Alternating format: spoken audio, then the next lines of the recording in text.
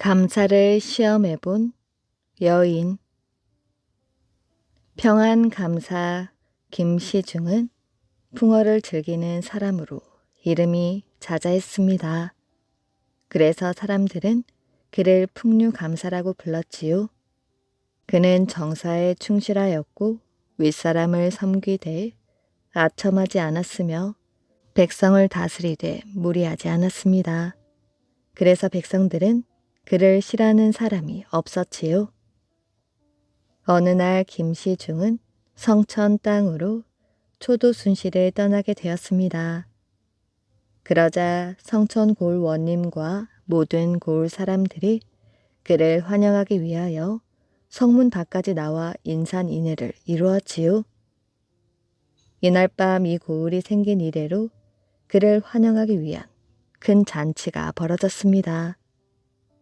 이 자리에는 고을에서 제법 잘 나간다는 인류 기생들이 총동원되었지요. 기생들은 풍류감사의 흥을 돋우기 위해 노력했습니다. 기생들이 이렇게 극성을 부리는 이유는 벼슬 높은 사람의 아내가 되면 출세하기 때문이었지요.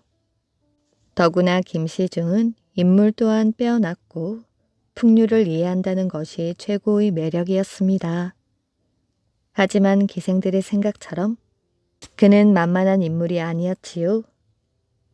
온갖 노랫가락이 들려오고 검은고 소리가 울려 퍼지지만 풍류감사의 마음을 사로잡지는 못하였습니다. 이렇다 보니 자신의 장기를 모두 보여준 기생이나 무의들은 제풀에 지치고 말았지요. 시간이 지나면서 김시중의 얼굴은 점점 더 어두워졌습니다. 이렇게 되자 입장이 난처한 사람은 바로 원님이었지요. 그는 바늘 방석에 앉은 것이나 다름없었지요. 속으로 화가 치밀었습니다. 이것들이 김시중 대감의 비위 하나 못 맞추고 있다니 한심하구나. 바로 그때 저 끝자리에 앉아있던 어린 기생이 사뿐사뿐 다가왔습니다. 가까이 다가오자 원님은 그녀가 부용이란 것을 알았지요. 부용은 일찍 아버지를 여의고 홀 어머니와 함께 살아온 소녀였습니다. 그녀는 기생으로 들어온 날부터 열심히 창과 물을 공부하였지요. 그녀는 특히 노래와 춤 외에 시를 좋아하여 시 짓는 것을 취미로 공부했습니다. 그렇지만 지금까지 그녀의 실력을 알아보는 사람들이 전무후무하였지요. 그런 까닭에 원님도 부용을 삼류기생으로도 취급하지 않았습니다. 그러나 부용은 언젠가 자신의 재주를 인정해 주는 사람이 나타날 것이라는 기대감에 조금도 게으름 없이 열심히 공부했던 것입니다. 부용은 풍류감사 김시중을 보며 이렇게 생각하였지요. 바로 이분이야말로 진정 풍류를 아시는 어른이구나. 나의 예술을 심사하고 평가할 수 있는 어른이야. 이제야말로 나의 값어치를 알아볼 수 있는 좋은 기회인 것 같구나. 부용이 원님 앞으로 다가와 큰 절을 올리면서 이렇게 말했습니다. 소첩이 보잘것없는 춤으로 대감의 객골을 조금이나마 풀어드릴 수 있다면 영광으로 생각하겠습니다. 부용의 춤이 시작되었지만 감사의 눈은 좀처럼 움직이지 않고 오로지 딴 곳만 보고 있었습니다. 부용은 춤을 추면서 감사가 앉아있는 자리 가까이 다가왔지요. 감사는 자신도 모르게 부용에게 시선을 돌렸습니다. 감사는 한 손으로 턱을 괴며 그녀의 춤 사위에 점점 흥미를 느끼고 있었습니다. 옆에 있던 원님도 부용의 춤에 넋을 놓고 있었지요. 그녀의 춤이 끝나자 감사는 자리에서 일어나 박수를 치며 칭찬했습니다. 그러자 함께 앉아있던 사람들도 모두 박수를 보내었지요. 그러면서 침울했던 잔치 자리가 순식간에 밝게 변했습니다. 감사는 부용을 가까이 불렀지요. 네 이름이 무엇이냐? 대감마님, 부용이라 하옵니다. 네 춤에는 생명력이 있고 감정이 솟구치는구나.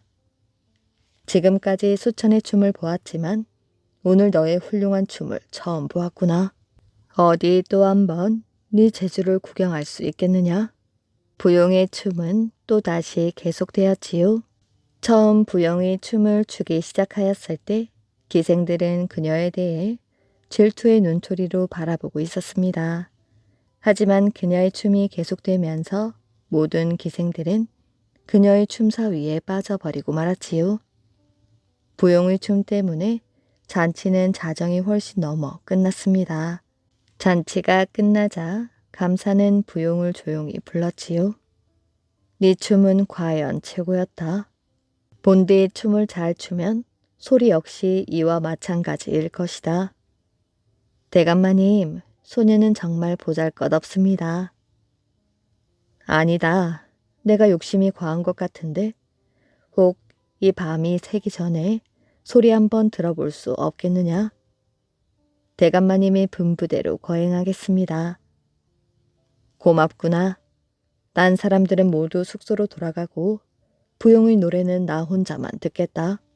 그날 밤 부용은 감사를 따라 숙소까지 동행하였고 고요한 밤에 그녀는 거문고에 맞춰 구슬 같은 목소리로 소리를 하였지요. 춤뿐만 아니라 과연 명창 중의 명창이로구나. 이런 시골에 두기엔 너무 아까운 인재로구나. 소리에 취한 감사는 한 곡조가 끝나면 또 한 곡조, 그것이 끝나면 또 한 곡을 청하는 바람에 모두 10곡조가 넘었지요. 그러는 동안 밤은 점점 깊어만 갔습니다. 부용은 소리가 끝났을 무렵에 감사를 불렀지요. 대감마님, 소녀는 춤과 노래 외에 다른 재주가 하나 더 있습니다. 그래? 그것이 무엇이냐? 소녀가 듣기로 대감께서 시를 무척 좋아하셔서 풍류대감이라는 벼로까지 얻고 있지 않습니까? 소녀 역시 시를 무척 좋아합니다. 김시중은 부용에게 또 다른 재주를 발견하고 다시 한번 놀랐지요. 두 사람은 밤이 새도록 문자를 주고받으며 시를 지었습니다. 이런 시간은 다음날 또 그 다음날 저녁 때만 되면 부용은 감사의 부름으로 그의 숙소에 발을 들여놓았지요. 그렇게 며칠이 지나고 감사가 그녀를 불렀습니다. 부용아, 재주가 많은 사람은 주변의 유혹에 넘어가기 쉬운 법이다. 너는 인물이 절색이고 재주가 비범하여 주위의 사내들에게 많은 유혹을 받게 될 것이다. 이럴 때일수록 스스로 몸 단장을 잘해야만 한다. 마님께서는 걱정하지 않으셔도 됩니다. 그래야지 이제 널 믿고 떠날 수 있겠구나. 내가 돌아올 때까지 잘 지내야 할 것이야. 대감마님, 돌아오실 날을 손꼽아 기다리겠습니다. 감사가 이웃 고을로 떠나는 날 부용은 그의 뒷모습이 보이지 않을 때까지 바라보았지요. 감사는 이웃 고을로 임무를 수행하기 위해 떠났던 것입니다. 거기서 임무를 마치고 부용과 함께 평양으로 갈 생각이었지요. 두 사람은 만난 지 얼마 되지 않았지만 서로가 100년 해로에도 무방하다고 생각했습니다. 며칠 후 고을에서 임무를 마친 감사는 곧바로 돌아오게 되었지요. 하지만 뜻하지 않은 사건이 생기고 말았습니다. 그가 믿었던 부용이 외간 남자와 정분이 났다는 소문을 들었던 것이지요. 그로서는 도저히 믿기 힘든 말이었습니다. 감사는 처음에는 믿지 않았지만 가장 믿을 만한 사람의 입을 통해 이 소문이 계속하여 들리자 우라가 치밀어 견딜 수가 없었지요. 여봐라, 부용을 당장 추포해서 오너라. 그의 이런 행동은 마지막으로 부용의 입을 통해 직접 이야기를 들어보고 소문과 같다면 참수시키고 자신도 죽겠다는 생각이었습니다. 부용아, 네 대감마님, 내가 없는 동안 외간 남자를 만났다는 것이 사실이더냐? 그렇습니다, 대감마님. 내 너를 믿었거늘 너 역시 일개 미천한 화류계의 기생이었구나. 여봐라, 부용을 당장 끌고 가 참수시켜라. 그의 명을 들은 사령들이 두 팔을 붙잡고 나가려는 순간 그녀는 수그렸던 머리를 들면서 나지막하게 말했습니다. 대감마님, 죽기 전 한 가지 청이 있습니다. 소녀의 마지막 소원을 들어주시기 바랍니다. 마지막으로 신하 한 수 짓고 죽었으면 합니다. 알겠다. 여봐라, 지필묵을 준비하라. 운자는 대감께서 적어주기 바랍니다. 김시중 역시 풍류객인지라 붓을 잡고 종이 위에 능자를 운자로 적었지요. 성천 부용이 무엇을 잘하는가? 노래 잘 부르고 춤 잘 추고 또 시를 잘 짓더라. 잘하고 잘하는 중 또 하나 잘하는 게 있더라. 달 밝은 밤 지아비 바꾸기 또한 잘하는구나. 부용의 시를 들은 김시중은 땅에 엎드려 있는 부용을 말 없이 바라보다 입을 열었지요. 너의 행실로 보아 능지처참으로도 내 마음이 시원치 않겠다. 비록 너의 육신은 밉지만 너의 재주가 아깝구나. 내 너를 죽인들 무엇하겠느냐. 여봐라, 부용을 풀어주거라. 모랏줄에 풀려난 부용은 숙였던 머리를 번쩍 들고서 김시중의 얼굴을 뚫어지게 쳐다보았지요. 대감마님, 심려를 끼쳐드려 송구합니다. 소첩의 지나친 연극을 책망하지 마시옵소서. 뭐라고? 지금까지 모든 일은 소첩이 일부러 꾸민 것이었습니다. 세상의 모든 사내들을 믿을 수가 없어서 대감 마님께서 소첩 부용을 얼마나 사랑하시는지를 시험해 보기 위한 것이었습니다. 소첩이 사모 안엔 대감 마님을 두고 어찌 외간 남자를 만나겠습니까? 소첩은 몇몇 친분 있는 사람들과 짜고 헛소문을 낸 것입니다. 이런 헛소문을 들은 대감께서 어느 정도 분노하시는지 시험한 것이었습니다. 대감의 분노는 대감께서 소첩에게 대한 애정이 그만큼 뜨겁다는 것이지요. 소첩은 그 순간 마음속으로 너무 기뻤습니다. 또한 소첩이 마지막 소원이라며 시를 짓겠다고 하자 서슴없이 청을 들어주셨지요. 그리고 소첩이 지은 시를 보고 죽이겠다는 마음이 없어져 모랏줄을 풀어주라고 했습니다. 그것을 보고 소첩은 대감이야말로 진정 풍류를 이해하고 인생의 멋을 아는 지아비임을 다시 한번 느꼈습니다. 김시중은 부용의 그런 말에 감탄하고 말았습니다. 부용과 김시중은 그 뒤로 평양에 건너가 행복하게 잘 살았다고 합니다. 세도가의 응징. 옛날 어느 마을에 소씨성을 가진 사람들의 가세가 번창하여 고관 대작을 많이 배출했는데 그들은 세도가 당당하여 오만 불손하기 짝이 없었습니다. 하마비란 누구든지 그 앞을 지날 때 말에서 내려 걸어가라는 글귀를 새긴 돌 비석을 말한답니다. 이런 하마비는 관가에서 허락하지 않으면 아무리 높은 권력자라고 해도 세울 수 없는 것이었지요. 그런데 이 마을 소씨들은 마을 앞에 자기들 마음대로 비석을 세워 사람이나 말들의 통행을 허락하지 않고 세도가가 사는 마을이라고 뽐내며 이곳을 지나는 사람들에게 봉변을 주었습니다. 옆 마을 사람들도 모두 괘씸하게 생각하면서도 그들의 세도에 놀려 어쩔 도리가 없었지요. 어쩌다 그 마을을 지나가야 될 일이 생겨도 그 동네를 피해서 뒷산으로 넘어갔습니다. 그런데 어느 날 원이 새로 부임하기 위해 말을 타고 이곳을 지나가게 되었지요. 말에서 내리지 못할까?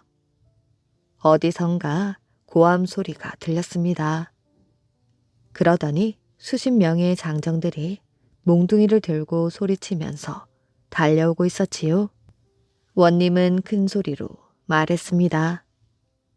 어떤 놈들이기에 고을 수령이 지나가는 길에 무슨 해괴망측한 짓을 하는 것이야? 썩 비키지 못할까? 원인지 뭔지 모르겠고 네 놈들은 글자도 모르느냐? 너희들 앞에 있는 하마비가 눈에 보이지도 않느냐? 썩 내려 걸어가도록 해라.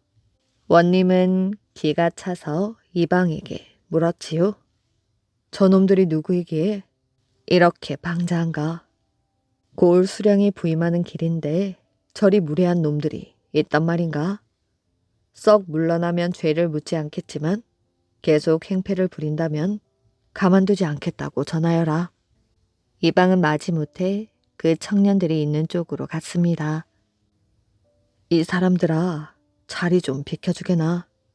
우리 사또가 만약 이대로 비켜주지 않는다면 가만두지 않겠다고 하니 내 체면을 생각해서라도 좀 비켜주고 후환이 없도록 하여 주시게. 이방은 사정사정을 하였습니다. 그러나 장정들은 도리어 화를 내며 원이 알아들을 수 있게 큰 소리로 떠들어대었지요. 원 따위가 무엇인가? 이방도 알다시피 이곳은 우리 문중의 큰 댁이 사는 곳이 아닌가? 예로부터 그 누구라도 이 마을에선 말에 내려 걸어갔지. 그런데 원이 말에서 내리지도 않고 호령을 한다는 것은 우리가 누구인지 모르고 하는 짓이 아닌가? 이방은 아무 대꾸도 못하고 원에게 자초지종을 말하였습니다. 원은 포졸을 풀어 청년들과 싸움을 하였으나 포졸들이 패하고 말았지요. 그래서 원은 타고 있던 말에서 강제로 끌어내려졌습니다. 원은 곤혹을 당하면서 마을 앞을 끌려 지나가 되었고 후에 이런 사실이 조정까지 알려지게 되었지요. 조정에서는 직관을 보내어 그 동네의 지형을 살펴보게 했습니다. 이곳 지형은 명산에다 장수하고 지운이 두텁게 쌓여 관직이 대대로 끊어지지 않을 곳이라는 보고가 올라갔지요. 조정에서는 관의 권위를 무너뜨린 그들의 행패를 응징하기로 결정하고 병사들을 보내었지요. 먼저 산세를 끊고 물을 돌려 지운을 얕게 하는 방법으로 마을 앞 개울을 막고 물줄기를 동네로 돌려놓았습니다. 또한 뒷산 맷뿌리를 헐어 마을 아래쪽을 막았고 군사들에게 밤을 이용하여 물줄기를 마을로 돌리는 작업을 해놓았지요. 그리고 낮이면 마을 어귀에 병사를 배치하여 마을의 동태를 파악했습니다. 장마철이 되었기 때문에 이제 비만 내리면 뜻대로 마을이 수몰되는 것이었지요. 조정에서는 그들이 골 원에게 한 행패를 모반으로 보고 그 동네를 없애버리기로 결정한 것입니다. 며칠 후 장마 때 억수 같은 비가 쏟아지니 마을 사람들은 속수무책으로 가만히 당할 수밖에 없었지요. 그래서 그들은 남몰래 냇물을 건너 마을을 빠져나가게 되었습니다. 닷새 동안 계속 내린 비로 동네는 넓은 호수로 변하게 되었지요. 그 후 이곳은 못이 되어 지방 주민들이 연꽃을 심게 되었고 연꽃이 만발하게 피어나자 연지라 불리게 되었다고 합니다. 나는 모든 것을 보았다. 옛날 어느 마을에 가난한 젊은이가 살고 있었습니다. 어느 날 젊은이가 꿈 속에서 물이 콸콸 흘러나오는 여러 개의 수도관을 보았지요. 많은 사람들이 그 수도관 앞에서 물을 받아 마시거나 몸을 씻고 있었습니다. 젊은이도 손을 씻으려고 수도관 쪽으로 걸어갔지요. 그런데 자기가 손을 씻으려고 간 수도관은 다른 곳과 달랐습니다. 이상하네. 왜 이 수도관은 물이 찔끔찔끔 나오는 거야?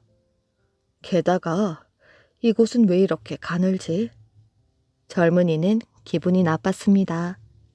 그는 나무 가지를 가지고 수도관 구멍을 쑤셔 보았지요. 하지만 오히려 나무 가지가 부러지면서 수도관이 막혀버렸습니다.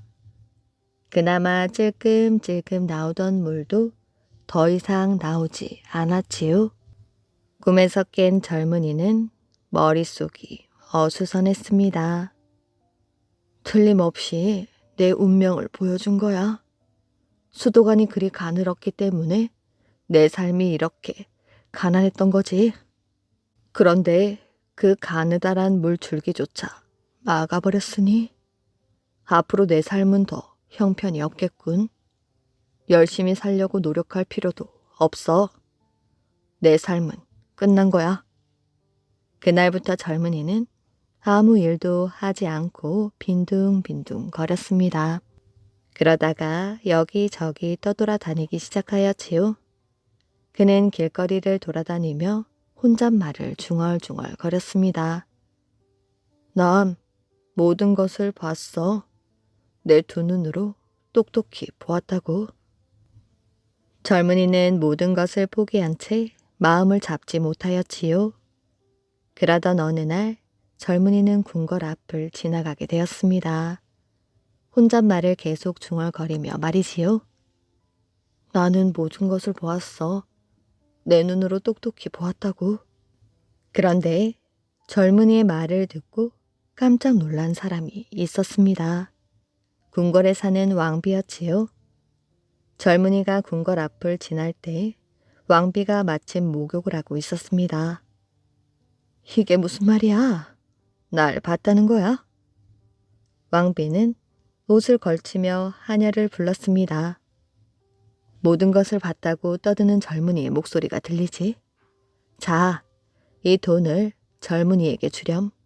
그리고 무엇을 보았는지 절대로 말하면 안 된다고 전해라. 하녀는 젊은이에게 돈을 건네주며 왕비의 말을 전했습니다. 무슨 말씀인지 모르겠지만 무엇을 보았는지 절대 말하지 않겠습니다. 젊은이는 어리둥절했지만 하녀와 굳게 약속했습니다. 돈이 생겼어도 젊은이는 정신을 차리지 못하였지요. 때문에 얼마 지나지 않아 돈은 바닥이 나고 말았습니다. 돈이 생겼다고 뭐가 달라지겠어? 어차피 내 삶은 끝났는데. 젊은이는 자신의 잘못을 깨닫지 못하였습니다. 오히려 돈을 더 뜯어낼 욕심만 생겼지요. 나는 모든 것을 보았어. 내 두 눈으로 똑똑히 보았다고. 젊은이는 궁궐 담 위에 걸터앉아 큰 소리로 말했습니다.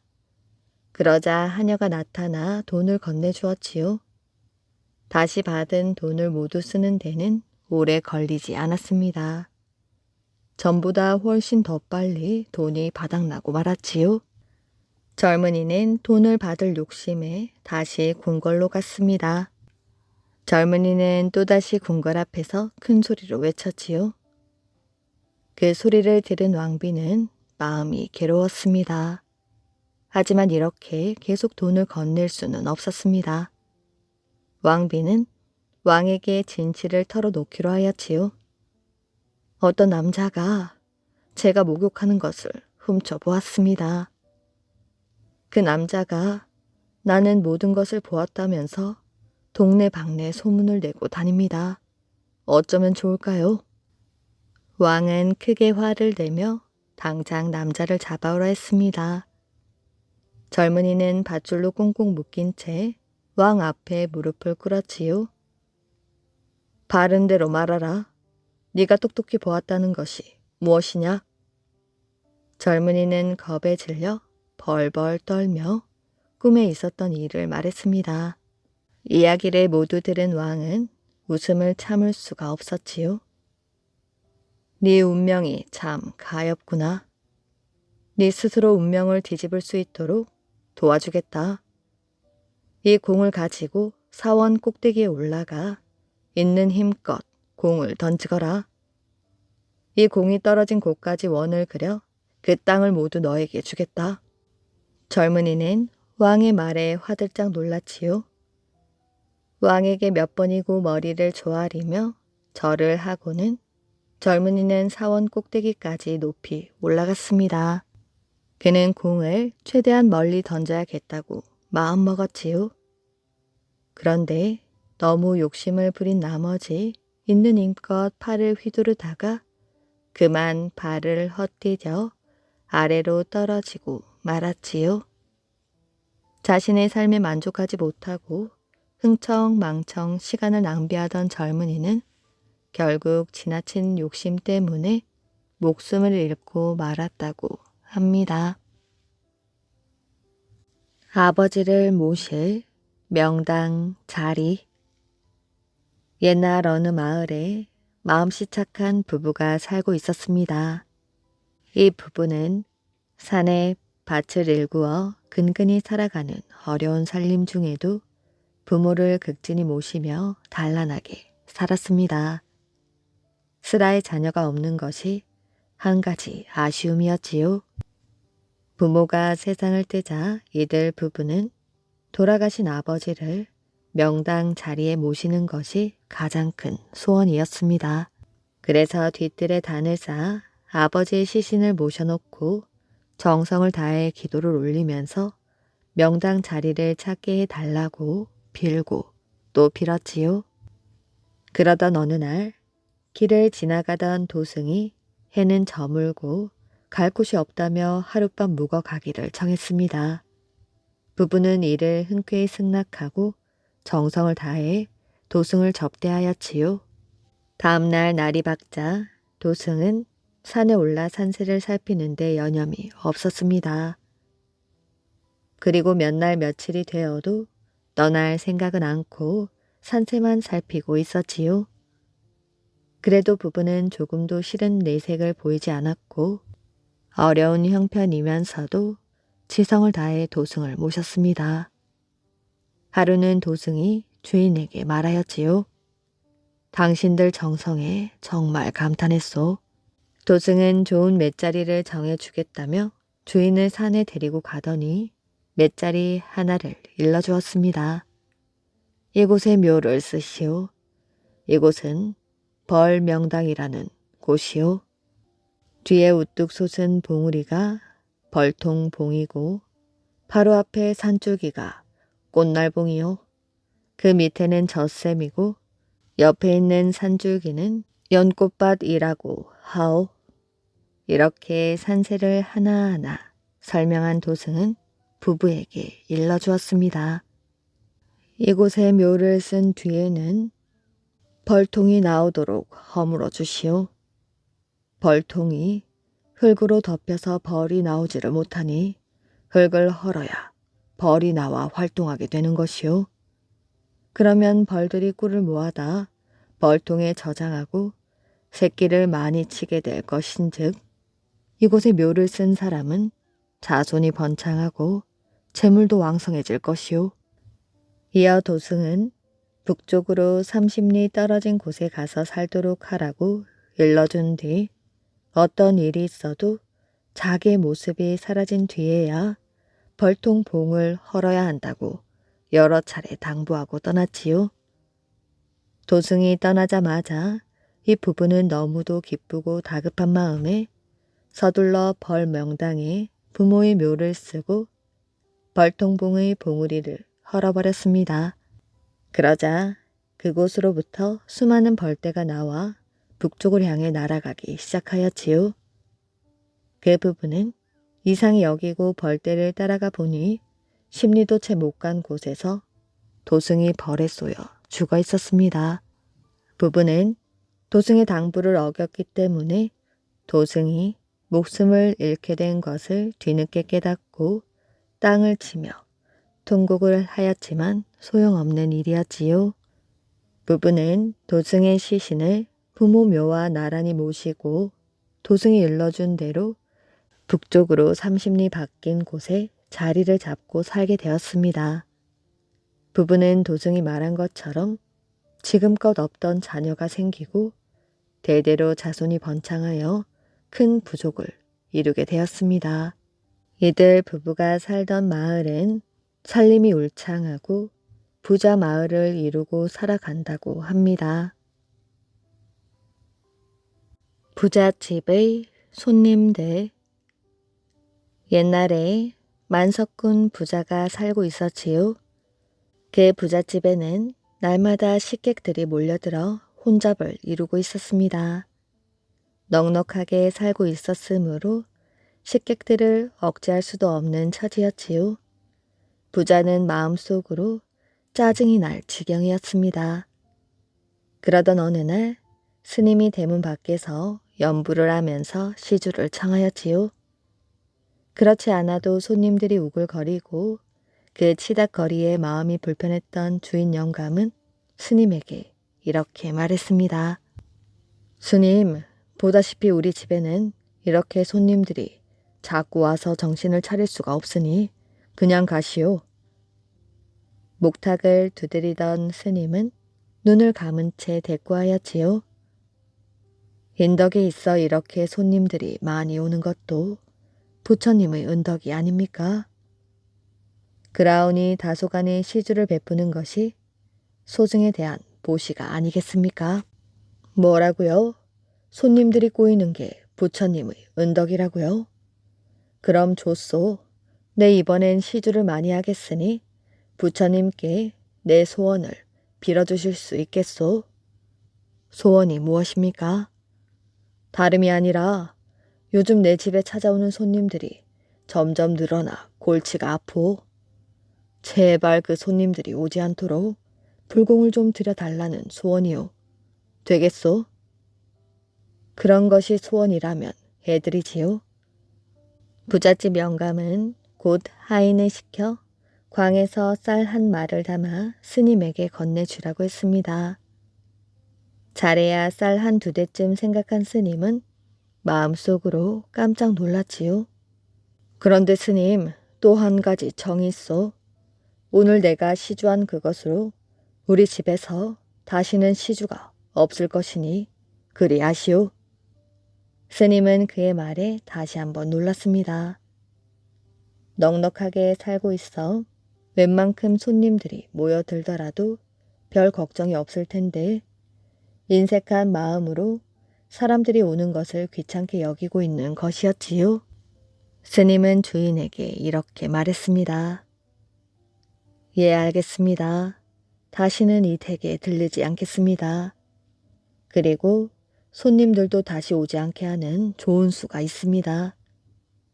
주인은 반가워하며 좋은 수가 무엇인지 물었지요. 좋은 수가 있다니 무슨 수가 있습니까? 이 집으로 돌아오는 작은 길을 배로 넓히시고 굽은 길은 곱고 똑바르게 잡아 놓으십시오. 주인은 스님의 말에 따르기로 마음먹었지요. 쌀 한 마리나 시주했는데 설마 스님이 거짓말이야 하겠는가 싶어서였습니다. 게다가 스님의 행동이 보통 스님이 아니라 대사 정도는 되리라 여겼기 때문이었지요. 스님이 돌아간 뒤 주인은 그가 일러준 대로 길을 넓히고 굽은 길목을 바로 잡느라고 난리 법석을 떨었습니다. 그런데 어찌된 영문인지 손님이 그치기를 바라던 부잣집에는 길을 고치기 전보다 나그네와 거린들이 더욱 몰려오기 시작하였지요.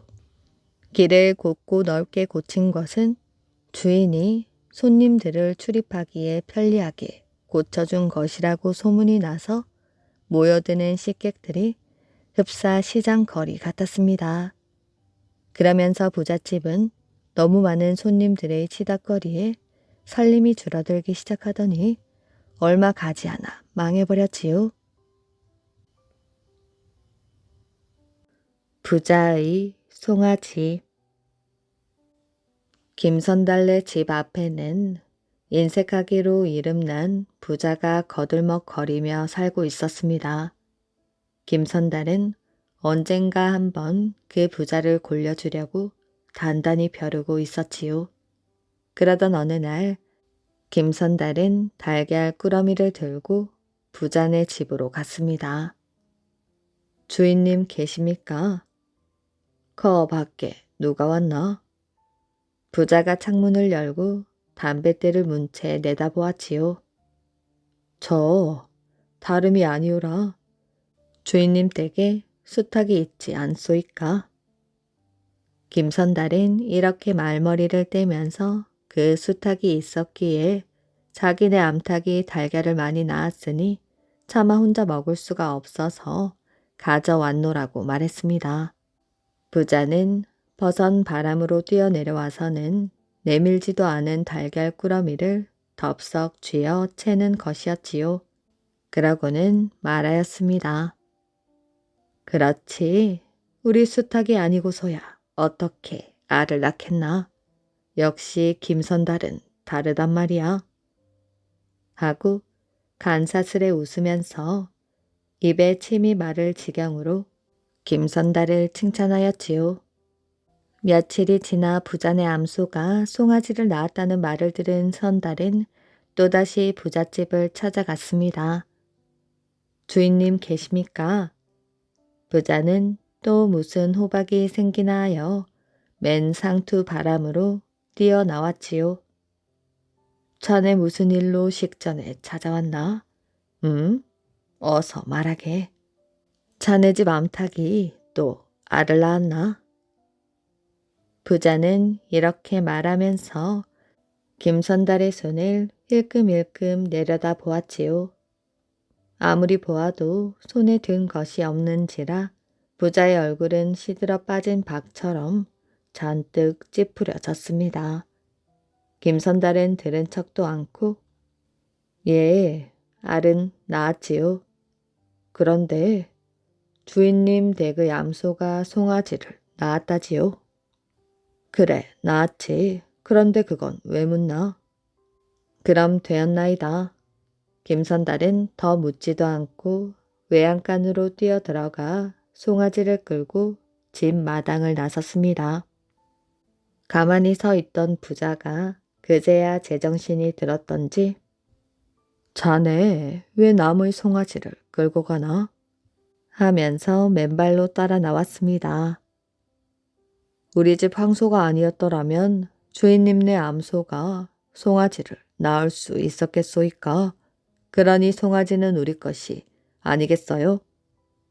김선달이 송아지를 끌고 나가자 부자는 닭 쫓던 개 지붕 쳐다보듯 멍하니 김선달이 가는 것을 보고만 있었답니다. 스님을 구해준 선녀. 전라남도 순천에 서남사라는 절이 있었습니다. 그런데 그 절이 임진왜란 때 불타버렸지요. 그러자 조선 숙종 때에 이 절에 있던 호암선사가 절의 복구를 위하여 배 바위에 올라 100일 기도를 드렸습니다. 배 바위는 서남사 북쪽으로 산 중턱에 걸쳐 있는 큰 바위였지요. 바위가 크고 배처럼 생겼다 하여 배바위라 부른답니다.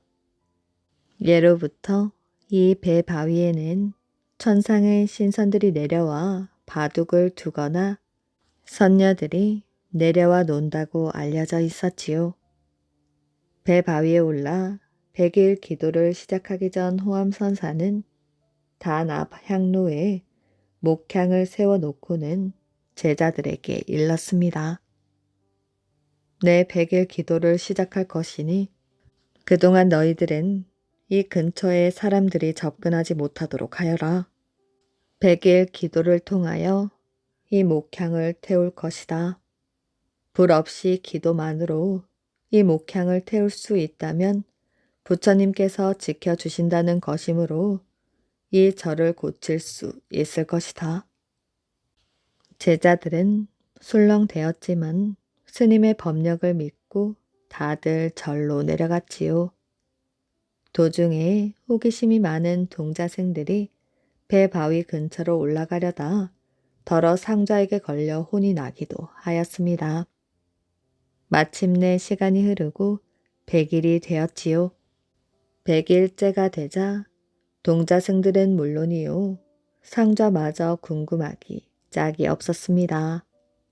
과연 호암선사가 100일 기도로 목향을 태울 수 있을 건지 아닌지 하여 누구랄 것 없이 하나둘 배 바위 근처로 몰려들기 시작하였지요. 해가 저물기 시작하고 어두컴컴하였지만 멀리 배 바위 위에서 꿈쩍도 하지 않은 채 기도를 드리고 있는 호암선사의 모습이 어슴푸레 보였습니다. 그러나 100일 기도를 끝냈는데도 목향은 타오르지 않았지요. 부처님께서 나를 버리시는 게로구나. 그게 상심한 호암선사가 눈을 떠 하늘을 바라보며 합장 배례한 뒤 느닷없이 배바위 밑으로 몸을 던졌습니다. 스님! 제자들이 외마디 소리를 질렀지요. 발을 동동 구르는 동자승들도 있었습니다. 그런데 그때 기적 같은 일이 벌어졌지요. 갑자기 사방이 환해지더니 하늘에서 코끼리를 타고 선녀가 내려와 배 바위 밑으로 떨어지는 호암선사를 살며시 받아 다시 배 바위 위에 올려놓는 것이 아니겠어요? 그리고 선녀가 호암선사에게 꾸짖으며 말하였습니다. 어찌 할 일을 게을리하고 무모하게 목숨을 버리려 하는가? 가까이에서도 들릴 듯 말 듯 나지막히 이르는 말씨인데도 신기하게 그 소리는 산허리를 감싸며 모두의 귓전의 천둥 소리보다 크게 들렸습니다. 호암선사는 물론 멀리서 그 광경을 지켜보던 제자들 모두 그 자리에 엎드려 머리를 조아렸지요. 호암선사가 고개를 들어보니 선녀는 보이지 않았습니다. 배 바위 위에는 단도 없고 목향도 없었지요. 호암선사 자신밖에 없었습니다. 선사는 그때서야 선녀가 관음 보살임을 깨닫고 자신의 잘못을 뉘우친 후 그 길로 산을 내려와 원통 전을 지어 관음 보살을 모시고 절 입구에는 아름다운 무지개 다리인 승선교를 세웠다고 합니다. 용왕 아들의 자식을 낳은 어여쁜 처녀. 용지 마을에는 가뭄에도 마르지 않는다는 커다란 물가가 있었는데 용소라 불렀지요. 그래서 마을 이름도 용지라 하였습니다. 용소는 물이 맑고 깊어 마을 사람들이 여름에는 목욕을 자주 하였으며 빨래터로도 이용되었습니다. 옛날 용지 마을에 마음씨도 곱고 얼굴도 예쁜 처녀가 살고 있었지요. 모두들 며느리를 삼고 싶어 하였으며 애를 태우는 총각들이 한둘이 아니었습니다. 어느 화창한 봄날 이 처녀가 용소에서 빨래를 하고 있었는데 치맛자락이 물속으로 끌려 들어가는 것이 아니겠어요? 깜짝 놀라 살펴보니 솥뚜껑만한 거북이가 치맛자락을 입으로 물고 있었습니다. 처녀가 빨래 방망이로 거북이를 밀어 젖히고 치맛자락을 끌어 올렸지요. 하지만 거북이는 달아나지 않고 빨래가 끝날 때까지 계속 처녀 곁을 맴돌았습니다. 이상한 일이라 생각하였으나 빨래를 마치고 돌아온 처녀는 이내 잊어버리고 잠자리에 들었지요. 그런데 그날 꿈에 잘생긴 소년이 나타났습니다. 그러더니 나는 마을 앞 용소에 사는 용왕님의 아들로 낮에 빨래하는 낭자의 아리따운 모습에 그만 넋을 잃어 낭자의 치마폭을 잡고 있었습니다. 아버님의 허락을 받고 왔으니 나의 사랑을 받아주십시오. 이렇게 말하는 것이 아니겠어요? 잘생긴 소년의 기골이 장대하고 훤칠한 용모에 끌려 처녀는 마음을 허락하고 하룻밤을 지냈습니다. 그러나 깨어보니 모두 꿈이었습니다. 하지만 아무리 꿈이라 해도 너무나 생생하였지요. 그래서 처녀는 비록 꿈속에서라도 마음을 허락하였기에 더 이상 다른 남자를 사랑할 수 없었습니다. 그러던 어느 여름날 마을 처녀와 할머니가 용소에서 목욕을 하고 있었지요. 그런데 목욕을 마치고 나서 옷을 입으려 하니 할머니 옷은 있었는데 처녀의 옷만 감쪽같이 사라지고 없었습니다. 처녀는 한참 주위를 찾아 헤매다 그대로 집으로 돌아왔지요. 그날 밤 처녀가 막 잠이 들려던 차에 밖에서 말 발굽 소리가 은은하게 들려왔습니다. 그러더니 갑자기 잘생긴 소년이 처녀의 방으로 뛰어 들어왔지요. 처녀는 그 다음 날부터 문 고리를 잠갔습니다. 하지만 소년이 찾아오면 문고리가 저절로 열리는 것이 아니겠어요? 처녀가 소리를 지르면 어른들이 뛰쳐나왔으나 다른 사람들의 눈에는 아무것도 보이지 않았답니다. 그런 일이 있은 후 처녀는 아들을 2명 낳았는데 낳은 아들마다 조금 자라면 행방을 감추어 버렸습니다. 그래서 마을 사람들은 밤마다 처녀를 찾아온 그 소년이 용왕의 아들일 것이라고 수군거렸고 처녀가 시집도 가지 않은 채 죽자 처녀를 용왕댁이라 불렀다고 합니다. 큰 바위로 작은 이 잡기. 옛날에 아주 힘이 센 장사가 살았습니다. 이 장사가 얼마나 힘이 센지 집채만한 바위도 한번 영차하면 번쩍 들어올리고 나무도 한번 얕하면 쑥쑥 뽑았습니다. 그러니 마을에서는 아무도 당할 사람이 없었지요. 그 마을뿐만 아니라 이웃 마을에도 그만큼 힘이 센 사람은 아무도 없었습니다.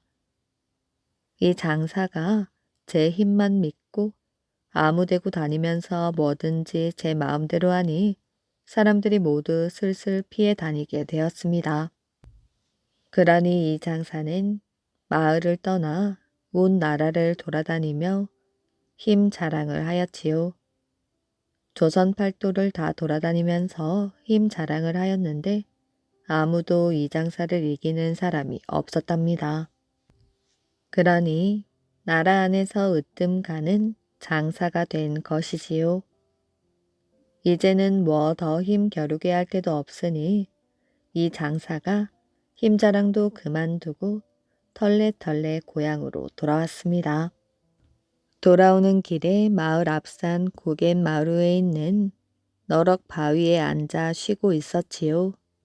그렇게 쉬다 보니 갑자기 등이 따끔따끔하였지요. 뭐가 일어나 하고 저고리를 벗어서 옷섭을 헤치고 들여다보니 글쎄 저고리 안에 조그만 이 한 마리가 벌벌 기어다니고 있는 게 아니겠어요? 이놈 조선 팔도에서 으뜸 가는 장사를 몰라보고 감히 나를 물어?